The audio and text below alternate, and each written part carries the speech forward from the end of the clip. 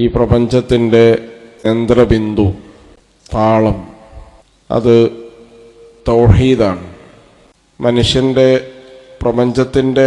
പ്രപഞ്ചത്തിലുള്ള എല്ലാ വസ്തുക്കളും, ചരാചരങ്ങളും, മനുഷ്യരുൾപ്പെടെയുള്ള ജീവജാലങ്ങളും അള്ളാഹുവിനെ അംഗീകരിക്കുകയും അനുസരിക്കുകയും ചെയ്തുകൊണ്ടാണ് ജീവിക്കുന്നത്.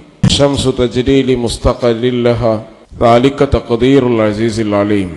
സൂര്യൻ ചലിക്കുന്നത് അള്ളാഹുവിൻ്റെ നിർദ്ദേശപ്രകാരമാണ്. സൂര്യന് സ്വന്തം ഇഷ്ടപ്രകാരം ചലിക്കാനോ ചലിക്കാതിരിക്കാനോ കഴിയില്ല. പ്രപഞ്ചത്തിലെല്ലാ വസ്തുക്കളും പൂർണ്ണമായും അള്ളാഹുവിന് കീഴ്പ്പെട്ടുകൊണ്ടാണ് ജീവിക്കുന്നത്. മനുഷ്യൻ്റെ നല്ലൊരു ഭാഗവും മനുഷ്യൻ വിചാരിച്ചാലും അവന് മാറ്റാൻ കഴിയില്ല. ഇപ്പം മൂക്ക് എൻ്റേതാണ്, മൂക്കുകൊണ്ട് നാളെ മുതൽ ഞാൻ കേൾക്കട്ടെ എന്ന് വിചാരിച്ചാൽ കഴിയില്ല. ചെവി എൻ്റേതാണ്, നാളെ മുതൽ ചെവി കൊണ്ട് ഞാൻ വാസനിക്കട്ടെ എന്നൊരാൾ വിചാരിച്ചാൽ കഴിയില്ല. കാരണം ചെവി കൊണ്ട് കേൾക്കാനേ പറ്റൂ, മൂക്കുകൊണ്ട് വാസനിക്കാനേ പറ്റൂ, കണ്ണുകൊണ്ട് കാണാനേ പറ്റൂ. ആ അർത്ഥത്തിൽ മനുഷ്യൻ്റെ സ്വാതന്ത്ര്യം അതിലില്ല. പിന്നെ എവിടെയാണ് സ്വാതന്ത്ര്യം? എന്ത് വാസനിക്കണം, എന്ത് വാസനിക്കണ്ട എന്ന് തീരുമാനിക്കാനുള്ള സ്വാതന്ത്ര്യം നിങ്ങൾ. മൂക്കുകൊണ്ട് വാസനിക്കാനേ പറ്റൂ, പക്ഷെ എന്ത് വാസനിക്കണം, എന്ത് വാസനിക്കണ്ട എന്ന് തീരുമാനിക്കാനുള്ള സ്വാതന്ത്ര്യം മനുഷ്യന്. അപ്പൊ ഈ പ്രവൃത്തിയിൽ ഈ വിവേചനാധികാരം മനുഷ്യന് നൽകി. ആ വിവേചനാധികാരം പടച്ച റബ്ബിന് കീഴ്പ്പെട്ട് ജീവിക്കുക എന്നതാണ്. അതും അള്ളാഹുവിന് വകവെച്ചു കൊടുക്കുക, അവിടെ അള്ളാഹുവിനെ ഏകനാക്കുക എന്നതാണ് മനുഷ്യനോട് പ്രവാചകന്മാർ നിർദ്ദേശിച്ച കാര്യം എന്ന് പറയണം. പ്രവാചകന്മാർ ആഹ്വാനം ചെയ്ത കാര്യം എന്ന് പറയണം. വഅബ്ദുല്ലാഹ വലാ തുശ്രികൂ ബിഹി ശൈഅ. നിങ്ങൾ അള്ളാഹുവിന് മാത്രം വിധേയപ്പെടുക, അവനിൽ വേറെ ഒരാളുകയും പങ്കു ചേർക്കാതിരിക്കുക. ഇപ്പൊ തൗഹീദ് മനസ്സിലാക്കിയ ആളുകൾ കഴിഞ്ഞ ഖുതുബയിൽ തൗഹീദ് എന്താണ് എന്നും തൗഹീദിന്റെ വ്യത്യസ്തമായ ഇനങ്ങൾ എന്താണ് എന്നും മനസ്സിലാക്കിയ ആളുകൾ അവരുടെ ബാധ്യത എന്താണ്, അവരെങ്ങനെയാണ് ജീവിക്കേണ്ടത്, അവരുടെ ജീവിതത്തിന് തൗഹീദ് മനസ്സിലാക്കാത്ത ആളുകളുമായി എന്ത് വ്യത്യാസങ്ങളാണ് ഉണ്ടാവേണ്ടത്. ഒന്നാമത്തത്, മുഴുവൻ മനുഷ്യരെയും വിളിച്ചുകൊണ്ടാണ് അള്ളാഹു പറയുന്നത്, യാ അയ്യുഹന്നാസ് ഉഅ്ബുദു റബ്ബക്കും. നിങ്ങൾ നിങ്ങളുടെ റബ്ബിനെ ഇബാദത്ത് ചെയ്യുക.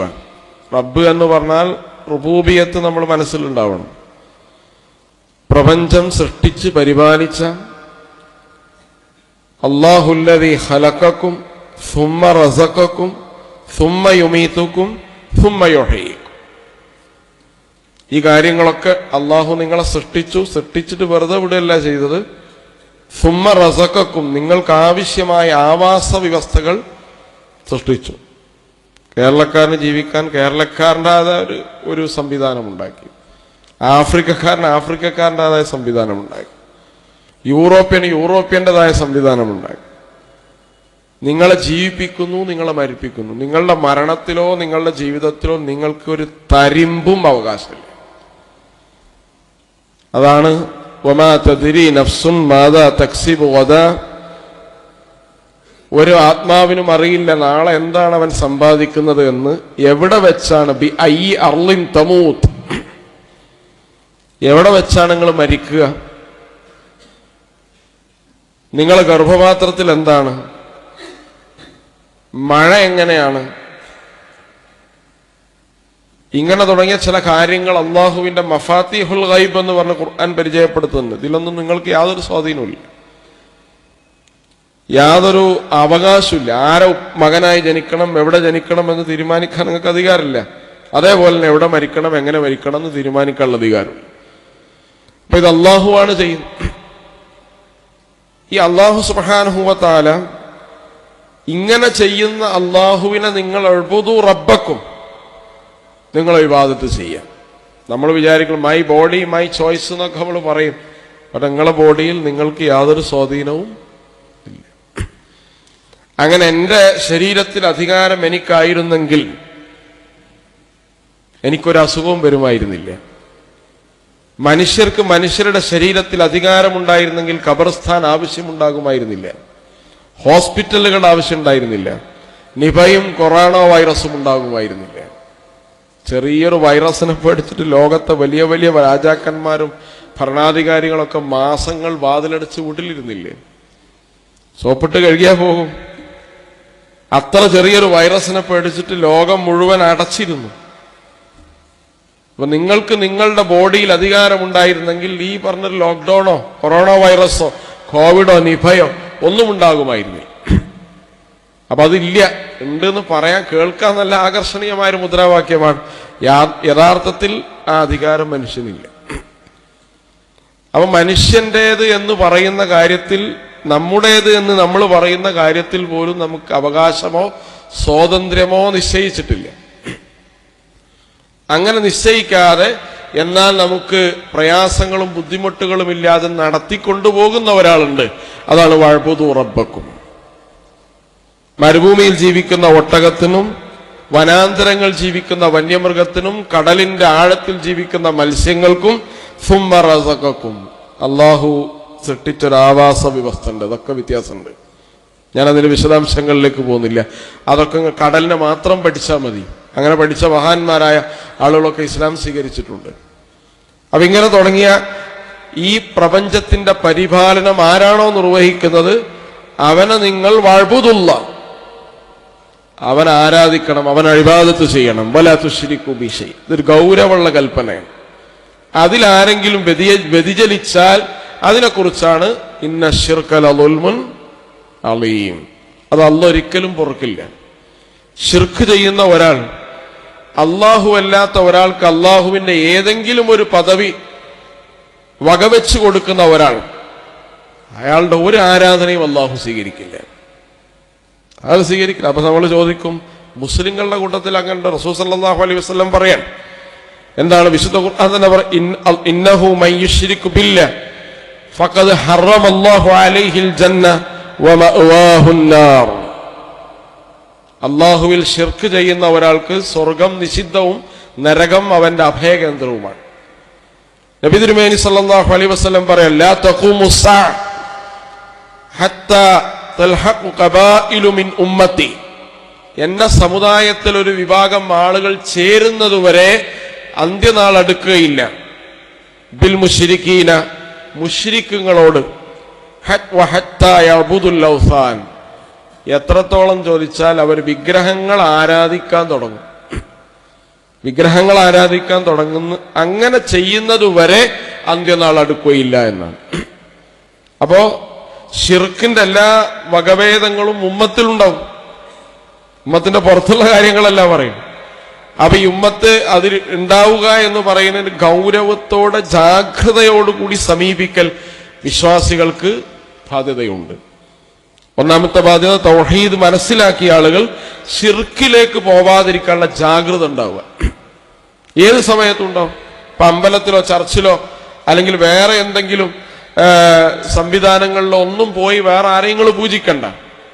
നമ്മൾ നമ്മുടെ ഇച്ഛയാണ് പടച്ചോനെന്ന് വിശ്വസിച്ചാൽ എന്ത് ചെയ്യും? ശിർക്ക് സംഭവിക്കും. അതാണല്ലോ വിശുദ്ധ ഖുർആൻ തന്നെ പറയുന്നത്, അഫറഅയ്ത മനിത്തഖദ ഇലാഹഹു ഹവാഹു അഫഅൻത തകൂനു അലൈഹി വകീല. സ്വന്തം ഇച്ഛയെ ഇലാഹാക്കിയ ആളെ നീ കണ്ടില്ലേ? എന്റെ സമ്പത്ത്, എന്റെ വിജ്ഞാനം, എന്റേത് എന്ന വിചാരം ശിർക്കാണ്. വെള്ളിയാഴ്ച നമ്മൾ പാരായണം ചെയ്യുന്ന സുന്നത്തായ അധ്യായമാണല്ലോ സൂറത്തുൽ കഹ്ഫ്. ഈ സൂറത്തുൽ കഹ്ഫില് 3-4 കഥകളാണ് പറയുന്നത്. അതിലൊരു കഥ 2 തോട്ടക്കാരുടെ കഥയാണ്. ആ 2 തോട്ടക്കാരിൽ ഒരാൾ ശിർക്ക് ചെയ്തു എന്ന് അല്ലാഹു പറഞ്ഞത് എന്തുകൊണ്ടാണ്? അയാൾ അമ്പലത്തിൽ പോയി പൂജിച്ച ആളല്ല, വിഗ്രഹങ്ങൾ ആരാധിച്ചിട്ടില്ല. ഈ തോട്ടം എന്റേതാണെന്ന വിചാരം അദ്ദേഹത്തിനുണ്ടായി. ഈ സമ്പത്ത് എന്റേതാണെന്ന വിചാരമുണ്ടായി. ഹദ്റത്ത് മൂസ അലൈഹി ഇസ്ലാമിന്റെ കൂട്ടത്തിൽപ്പെട്ട ആളായിരുന്നു ഖാറൂൻ. ഇസ്രായേലിൽപ്പെട്ട ആളാണ്. പക്ഷേ ഖാറൂന് അപ്പുറത്താണ് നിന്നത്, തൗഹീദിന് വിരുദ്ധമായാണ് നിന്നത്. ഖാറൂന് വിചാരിച്ചെന്താണ്? എന്റെ അടുത്തുണ്ടായി താക്കോൽ കൂട്ടങ്ങളിലായി ഞാൻ സൂക്ഷിച്ചു വെച്ചുള്ള സമ്പാദ്യങ്ങൾ, അതെന്റെ അറിവും എന്റെ യുക്തിയും ഉപയോഗിച്ച് ഞാൻ നേടിയതാണ് എന്ന് വിചാരിച്ചു. അപ്പൊ ശിർക്ക് സംഭവിക്കും. ആർക്കുണ്ടാവും? ഒരു മുതലാളിക്ക് ശിർക്ക് സംഭവിക്കും, ഒരു ബിസിനസ്സുകാരന് ശിർക്ക് സംഭവിക്കും, അതുപോലെ തന്നെ നല്ലൊരു പ്രഭാഷകന് ശിർക്ക് സംഭവിക്കും, നല്ല എഴുത്തുകാരന് ശിർക്ക് സംഭവിക്കും, നല്ല ശരീര സൗന്ദര്യമുള്ള ഒരാൾക്ക് ശിർക്ക് സംഭവിക്കും. അപ്പൊ ശിർക്കിലേക്ക് പോകാതിരിക്കാനുള്ള ജാഗ്രതയാണ് എല്ലാ സമയത്തും നമ്മിലുണ്ടാവേണ്ട ഏറ്റവും പ്രധാനപ്പെട്ട ജാഗ്രത. കാരണം അതിൽ എന്തെങ്കിലും കുറവ് സംഭവിച്ചാൽ നമ്മളെ ഇബാദത്തുകളൊക്കെ എന്ത് ചെയ്യും? അത് പറയും. അപ്പൊ തൗഹീദ് മനസ്സിലാക്കിയ ഒരാൾ ശിർക്കിൽ പോകുന്നില്ല എന്ന് ഉറപ്പുവരുത്തും. അപ്പൊ ശിർക്കിലെ പോകുന്ന അള്ളാഹുവിന്റെ ഉലൂഹിയത്തിൽ, അള്ളാഹുവിന്റെ റുബൂബിയത്തിൽ, അള്ളാഹുവിന്റെ ഹാക്കിമിയത്തിൽ, അള്ളാഹുവിന്റെ അസ്മാ വസിഫാത്തിൽ സമന്മാരായി ഒരു ശക്തിയോ വ്യക്തിയോ ഒരു വസ്തുവോ ഉണ്ട് എന്നൊരാൾ വിശ്വസിക്കലാണ് ഷിർക്ക് എന്ന് പറയുന്നത്. ഷിർക്ക് എന്ന് പറയുന്നത് അതിനാണ്. ഈ പറഞ്ഞ കാര്യങ്ങളിലൊക്കെ ഏതെങ്കിലും ഒരു ശക്തിക്ക് പങ്കുണ്ട്. അതായത് ശക്തി, ഇപ്പോ ഹൈന്ദവ പുരാണങ്ങളിലൊക്കെ നിങ്ങൾ കാണാൻ കഴിയും, ശക്തികളെയാണ് അവർ ആരാധിക്കുക. അഗ്നി, സമുദ്രം, മഴ തുടങ്ങിയ ശക്തികൾക്ക് ദേവനുണ്ടാവും, അവരതിനെ ആരാധിക്കും. വ്യക്തികൾ ഉണ്ടാവും, പുണ്യപുരുഷന്മാർ, മഹാന്മാർ. ലാത്ത, ഉസ്സ എന്നൊക്കെ പറയുന്നത് മഹാന്മാരായിരുന്നു. ഖുറൈശികൾ പൂജിച്ചിരുന്ന ലാത്തയും ഉസ്സയും അന്ന് ജാഹിലിയ കാലഘട്ടത്തിൽ ഹജ്ജിന് വരുന്ന ആളുകൾക്ക് വെള്ളവും ഭക്ഷണവും സൗജന്യമായി വിതരണം ചെയ്തിരുന്ന മഹാന്മാരായിരുന്നു ആര്? ലാത്തയും ഉസ്സയും. അവർ മരിച്ചപ്പോൾ അവരെ ആരാധിക്കാൻ ആര് തുടങ്ങി? ഖുറൈശികൾ തുടങ്ങി. അവരുടെ വിഗ്രഹങ്ങളൊക്കെ അവരുടെ അനുഭവത്തിൽ മഹാന്മാരായിരുന്നു. അപ്പൊ അതുണ്ടാവും. വ്യക്തികൾ അതിൽ പങ്കുചേർക്കും.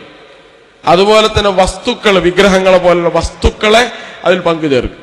ഇങ്ങനെ ഏതെങ്കിലും ഒരർത്ഥത്തിൽ അതിൽ പങ്കുചേർക്കൽ ഉണ്ടായാൽ അത് ശിർക്കാണ്. ശിർക്ക് അതികഠിനമായ പാപമാണ്. നമ്മുടെ എല്ലാ ഇബാദത്തുകളെയും അത് പൊളിച്ചു കളയും, എല്ലാ സൽക്കർമ്മങ്ങൾക്കും പ്രതിഫലമില്ലാതാക്കി കളയും. പടച്ച റബ്ബ് ഒരാളോട് ഒരു വിട്ടുവീഴ്ചയും ഇല്ലാത്ത പാപമായി എണ്ണിയത് ഏതാണ്? ശിർക്കാണ്. ശിർക്ക് ഒരാൾ ചെയ്തിട്ട് വേറെ എന്ത് ചെയ്തിട്ടും കാര്യമില്ല. ശിർക്കുന്ന അയാൾ മോചിതനാവുക എന്നതാണ് പ്രധാനപ്പെട്ട കാര്യം. അപ്പൊ ശിർക്ക് സംഭവിക്കാതിരിക്കാനുള്ള ജാഗ്രത ഉണ്ടാവുക. ഒന്ന് ലിബറലിസം നമ്മുടെ സമൂഹത്തിലുണ്ട്, നവനാസ്തികതകളുണ്ട്. ഇവരൊക്കെ പടച്ചോനായിട്ട് വിചാരിക്കുന്നത് വിഗ്രഹങ്ങളല്ല, അവരവന്റെ യുക്തിയാണ്. ചില ആളുകൾ അങ്ങനെയാണ് പങ്കുചേർക്കുക. സ്വന്തം യുക്തിയെ പടച്ച റബ്ബിൽ എന്ത് ചെയ്യും? പങ്കുചേർക്കും. ഞാൻ വിചാരിച്ച് എന്റെ യുക്തി എന്ന് പറഞ്ഞുകൊണ്ട് യുക്തിയെ, വിചാരങ്ങളെ, വികാരങ്ങളെ പടച്ച റബ്ബിന്റെ നിയമങ്ങളുമായി പങ്കുചേർക്കുന്ന ധാരാളം മനുഷ്യരുണ്ട്. നേരത്തെ പറഞ്ഞ ശിർക്കുകളൊന്നും സംഭവിക്കാത്ത ആളുകളിലും ഈ ശിർക്ക് സംഭവിക്കാനുള്ള സാധ്യത നമ്മൾ മനസ്സിലാക്കണം. എന്റേത് എന്നൊരു വിചാരം അതിര് കവിഞ്ഞാൽ അത് ശിർക്കിലാണ് എത്തുക.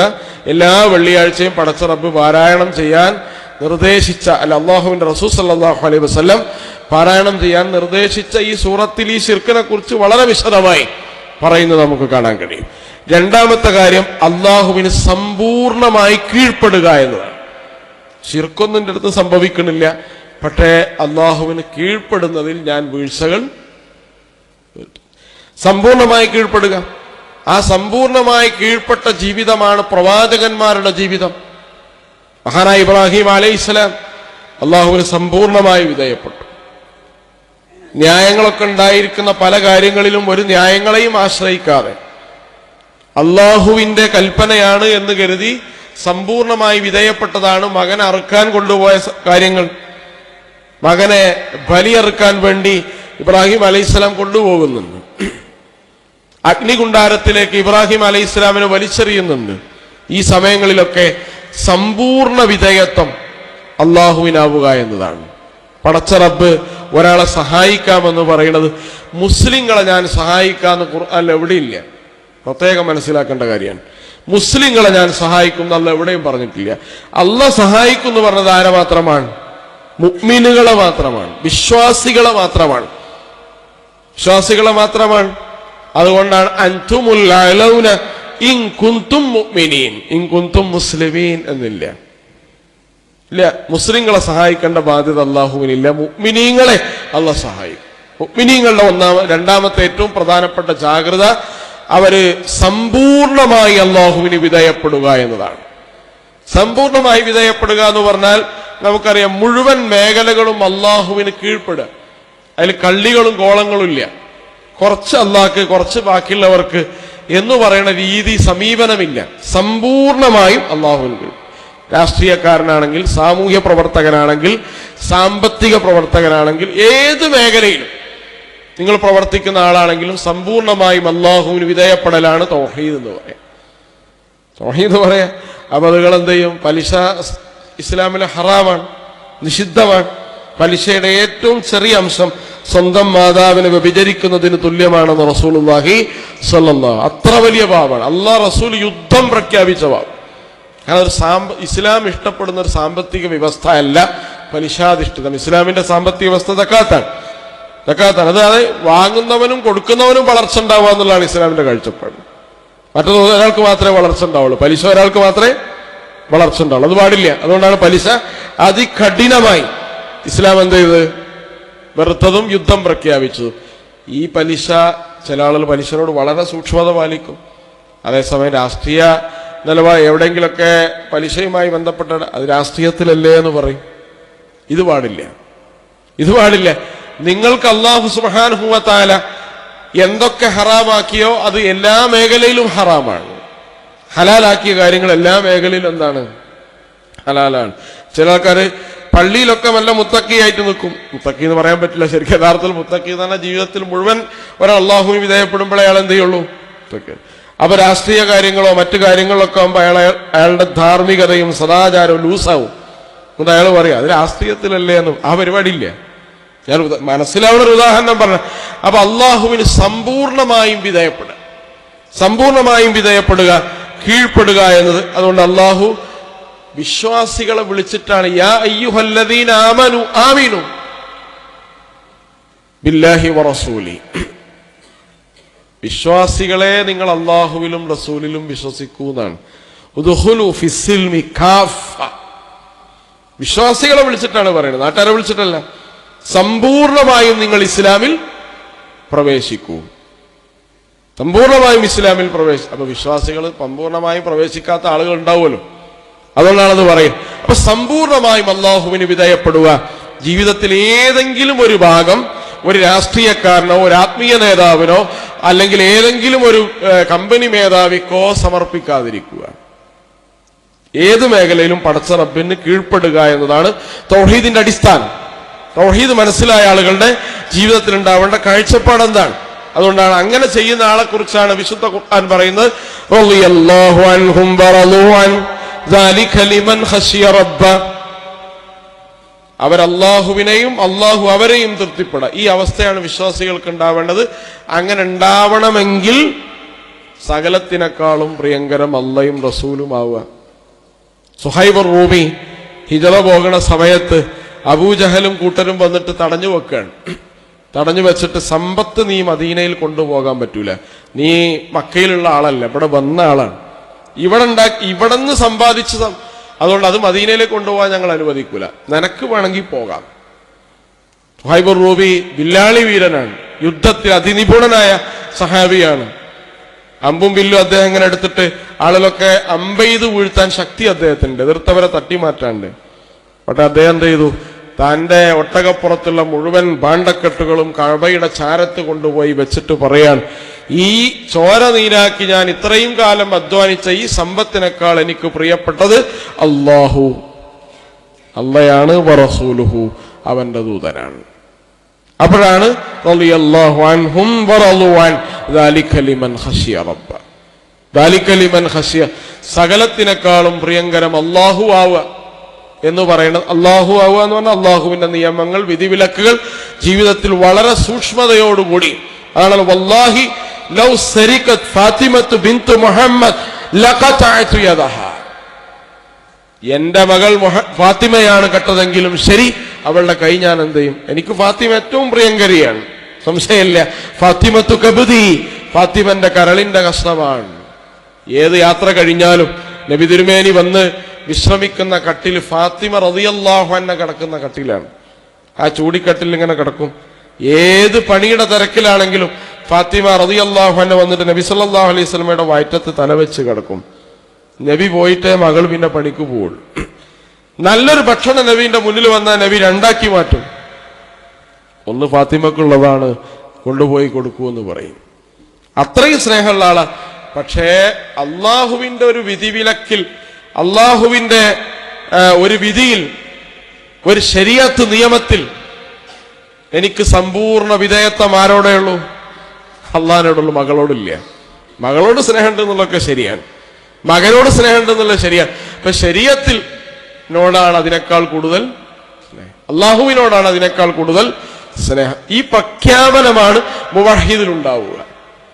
തൗഹീദിന്റെ ഏറ്റവും പ്രധാനപ്പെട്ട ഭാഗം സമ്പൂർണമായും അള്ളാഹുവിന് കീഴ്പ്പെടുക എന്നതാണ്. അതുപോലെ തന്നെ മൂന്നാമത്തെ കാര്യം എന്ന് പറഞ്ഞാൽ ആരാധനകളിൽ, അനുഷ്ഠാനങ്ങളിലെ ലക്ഷ്യം അള്ളാഹു മാത്രമാവണം. വേറൊരു വിചാരയിൽ കടന്നു വരാൻ പാടില്ല, വേറെ വിചാരം പാടില്ല. നേർച്ച, പ്രാർത്ഥന, ആരാധനകൾ, ഇതിലൊക്കെ മുഖ്ലിസീന, അവരാത്മാർത്ഥമായി ലഹുദ്ദീൻ, ദീന് മുഴുവൻ ആർക്കാണ്? അള്ളാഹ്ക്ക് മാത്രമായി കൊടുക്കുക. തൗഹീദ് എന്ന് പറയുന്നത് ഏറ്റവും പ്രധാനപ്പെട്ടതായിട്ട് ആരാധനയിൽ മറ്റു വിചാരങ്ങൾ കയറി വരാതിരിക്കും. വ്യക്തികളോ സംവിധാനങ്ങളോ സമുദായങ്ങളോ കുടുംബങ്ങളോ താല്പര്യങ്ങളോ ആരാധനയുടെ ഉദ്ദേശമാവാതിരിക്കുക. നിസ്കരിക്കുന്നത് ആർക്കു വേണ്ടിയാണ്? ഖാലിസല്ല, അള്ളാഹുവിന് വേണ്ടി മാത്രമാണ്. എല്ലാ ഇബാദത്തുകളും അതിലെന്തെങ്കിലും ഒരു വ്യതിചലനം സംഭവിച്ചാൽ സൂറത്തുൽ കഹ്ഫിൽ അവസാനത്തെ ആയത്തതാണ്, ആരെങ്കിലും കാണാൻ നിങ്ങൾ ഇബാദത്ത് ചെയ്താൽ അത് ശിർക്കാണ്. ആരെങ്കിലും ഒരു ആബിദാണെന്ന് വിചാരിക്കാൻ ഒരാൾ ഇബാദത്ത് ചെയ്താൽ അതെന്താണ്? ശിർക്കാണ്. അത് പറഞ്ഞിട്ടാണ് സൂറത്തുൽ കഹ്ഫ് എന്ത് ചെയ്യുന്നത്? അവസാനിക്കുന്നത്. ശിർക്കിനെ കുറിച്ച് എല്ലാ വെള്ളിയാഴ്ച ഇത് ജാഗ്രതപ്പെടുത്തുന്നുണ്ട്. മനസ്സിലാക്കി ഓതിയാൽ ശിർക്കിനെ കുറിച്ചുള്ള ജാഗ്രത ഈ അധ്യായം നമുക്ക് നൽകുന്നുണ്ട്. അതുപോലെ തന്നെ അഞ്ചാമത്തെ കാര്യം എന്ന് പറഞ്ഞാൽ തൗഹീദ് നമ്മൾ മനസ്സിലാക്കലും മറ്റുള്ളവർക്ക് മനസ്സിലാക്കി കൊടുക്കലും നമ്മുടെ ബാധ്യതയാണ്. ഞാൻ തൗഹീദിനെ കുറിച്ച് പഠിക്കുക മാത്രമല്ല, എൻ്റെ ഭാര്യ, എൻ്റെ മക്കൾ, എൻ്റെ ഭർത്താവ്, എൻ്റെ മക്കള്, എൻ്റെ കുടുംബം, ഞാൻ ചെലവിന് കൊടുക്കാൻ ബാധ്യതപ്പെട്ട ആരൊക്കെയുണ്ടോ അവർക്ക് ചെലവ് കൊടുക്കുന്നത് പോലെ ബാധ്യത ഉള്ളതാണ് തൗഹീദ് പഠിക്കലും പഠിപ്പിക്കലും. മക്കൾക്ക് അന്നം കൊടുക്കുന്നത് പോലെ നിർബന്ധമാണ് മക്കൾക്ക് തൗഹീദും മനസ്സിലാക്കി കൊടുക്കാൻ. അതുകൊണ്ടാണ് ഹദ്റത്ത് ലുഖ്മാൻ അദ്ദേഹത്തിന്റെ ഉപദേശത്തിൽ ആദ്യം പറയുന്നത് എന്താണ്? തൗഹീദിനെ കുറിച്ചാണ്. വലാ തുശ്രിക് ബില്ലാഹി ശൈഅ, അല്ലാഹുവിൽ നീ ഒന്നിനെയും പങ്കു ചേർക്കാൻ പാടില്ല. ഇന്ന ശിർക ലദുൽമുൻ അളീം. ആദ്യം മകന് കൊടുക്കേണ്ട ഉപദേശം മോനെ ഭക്ഷണം കഴിച്ചോന്നല്ല, അള്ളാഹുവിനെ മാത്രം ഇബാദത്ത് ചെയ്യൂ എന്നതാണ്. കാരണം അതാണ് ഏറ്റവും പ്രധാനപ്പെട്ട കാര്യം.